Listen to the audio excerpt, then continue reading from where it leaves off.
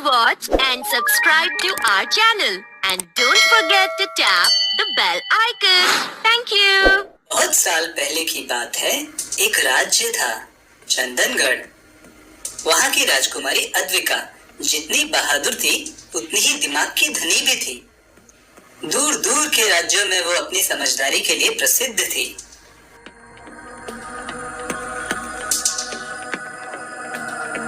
कितना सुंदर वन है, कितने अद्भुत पेड़ और उनसे लटकती हुई लताएं। यहाँ अकेले घुड़सवारी करने में कितना अच्छा लग रहा है।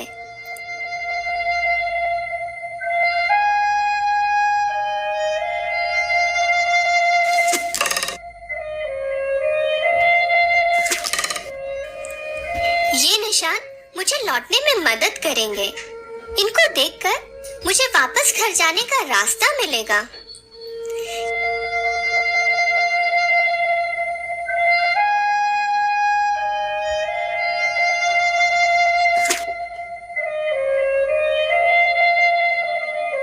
कितने स्वादिष्ट फल हैं, मजा आ गया। पर अब मुझे लौटना चाहिए। मैं ये निशान देख देख कर वापस चलती हूँ। कितना वक्त हो गया। ये जंगल से बाहर निकलने का रास्ता तो नहीं लग रहा। कुछ और देर घोड़े पे चलने के बाद अद्विका को एक कुटिया दिखी। कोई है?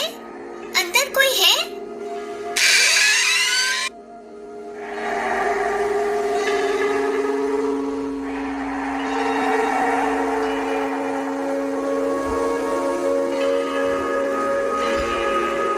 आ जाओ राजकुमारी, अंदर आ जाओ।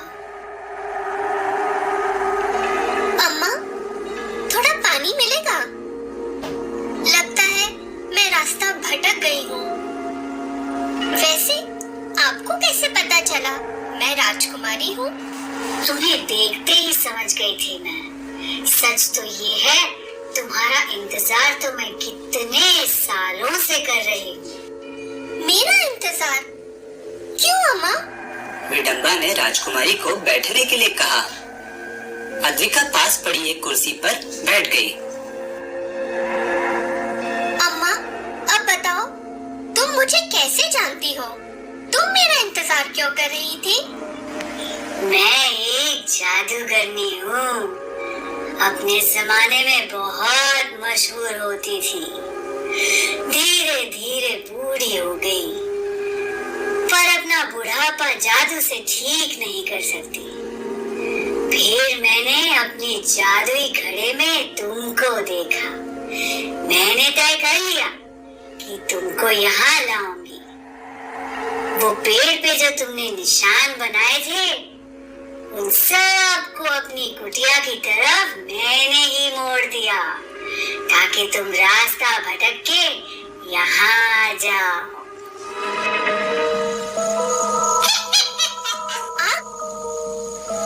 और अब तुम उस कुटिया से बाहर नहीं जा सकती।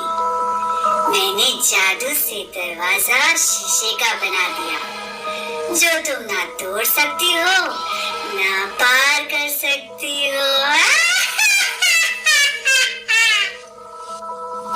पर तुम चाहती क्या हो? अगली अमावस की रात को मैं जादू से तुमको बूढ़ी बना दूंगी और खुद राजकुमारी बन जाऊंगी, और फिर तुम्हें यहाँ मरने के लिए छोड़ दूंगी। अद्विका चुप हो गई। उसको समझ में आया कि वो जादूगरनी के जाल में फंस चुकी थी। वो वहाँ से निकलने की तरकीब सोचने लगी। अभी तो शायद 4-5 दिन होंगे अमावस को। क्या करूं? तभी अद्विका को एक तरकीब सूझी। उसको पता था कि बूढ़ी जादूगरनी ठीक से देख भी नहीं पाती थी।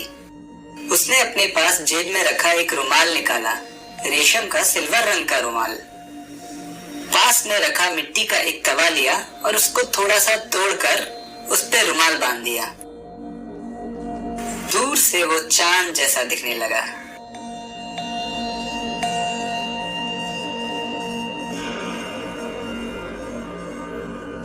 अभी तो चांद लगता है बड़ा ही है। अभी तो अमावस आने में काफी दिन लगेंगे। राजकुमारी रोज थोड़ा थोड़ा मिट्टी का बर्तन तोड़ देती और चांद को छोटा करती, फिर उसको खिड़की पे टांग देती। ऐसे कुछ दिन बीत गए। विडंबा को समझ भी नहीं आया कि अमावस्या बीत चुकी थी। फिर एक दिन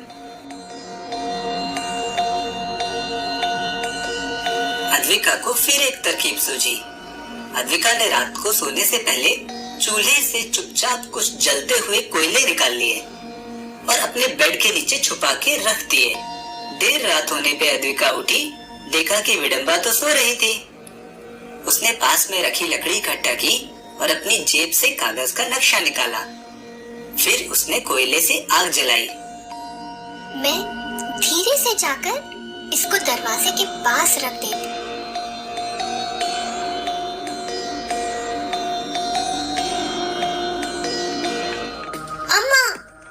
अम्मा उठो, जल्दी करो, आग लग गई है, हमको बाहर निकलना पड़ेगा। अरे ये क्या हो गया? अब तो जान बचानी पड़ेगी। मैं जादू से आग नहीं बुझा सकती, मुझे जादू तोड़ना पड़ेगा कुटिया से बाहर निकलने के लिए।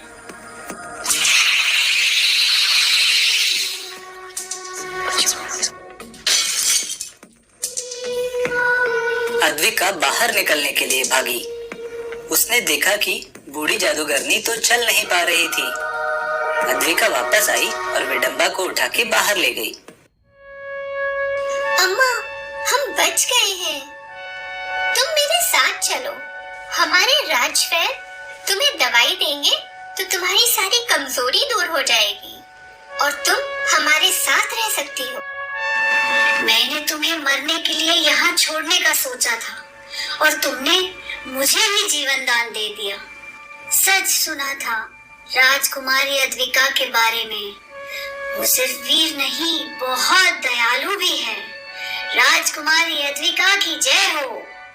और ऐसे राजकुमारी की अच्छाई से बूढ़ी जादूगरनी भी सुधर गई और अद्विका ने उसको अपने महल ले जाकर उसका ख्याल रखा।